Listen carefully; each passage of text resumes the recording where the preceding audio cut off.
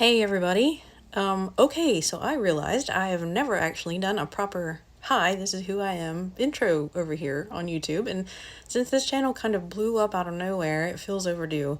I think I went from like 74-ish subscribers to around 9,000 in like 2 or 3 weeks, something like that, which is honestly wild. I've been on TikTok for over a year and didn't see growth like that over there. So, yes, hi, welcome, and thank you for being here. So, you all know me as CarolinaWren, Fierce Humanity. My actual first name is Heather. I live in North Carolina in the United States in the Sandhills region. If you're new here, the general vibe of my content is politics, sociology, anthropology, sociocultural kind of stuff, and how all of that collides with real life. Like how power works, how narratives get built, how people get convinced of things, and who benefits when they do, that kind of thing. So, I've had some people ask me about my background. So, here's the quick version. I've lived a pretty non traditional life, at least by standard American US expectations. I've traveled a lot when I was younger, and I'm not going to pretend I came out of that with a neat little resume and a 5 year plan. I didn't. I was one of those people who couldn't really figure out what I wanted to be when I grew up. And then one day I looked up and I was like, oh, cool, I'm grown. So that's fun.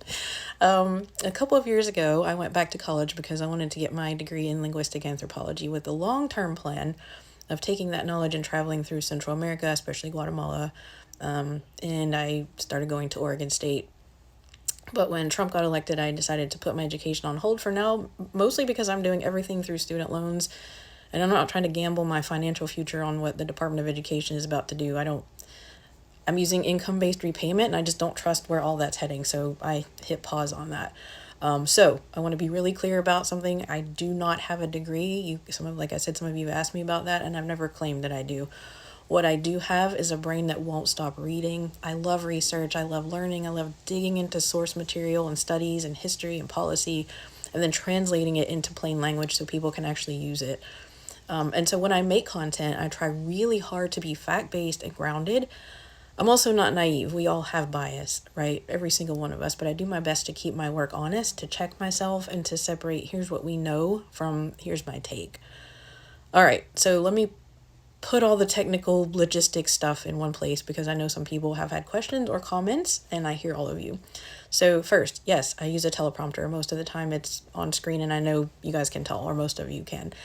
I'm not trying to pretend I'm doing this all off the dome, right? The reason I use it is because I'm an introvert, and even though I can speak in front of people, I can also get tongue-tied, lose my train of thought, or take a hard left into a side story, and suddenly I've been rambling for 40 minutes and forgot what my original point is. The teleprompter keeps me focused, keeps my delivery tighter, and honestly helps me respect your time. Second, yes, I use a very, very light filter. And I'm saying this because people have commented on it. I'm fine with my face, and I'm fine being in my own skin.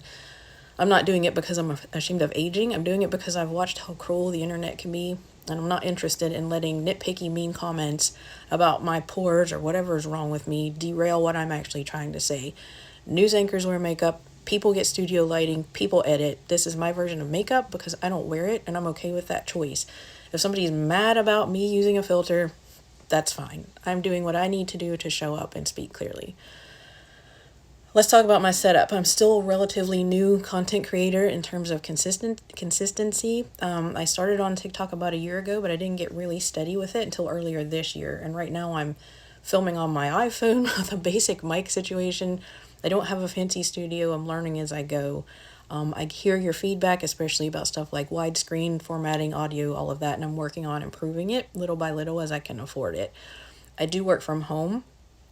I have a regular job, but I'm also not rich, so it's a gradual build, so I appreciate your patience while I level up on that.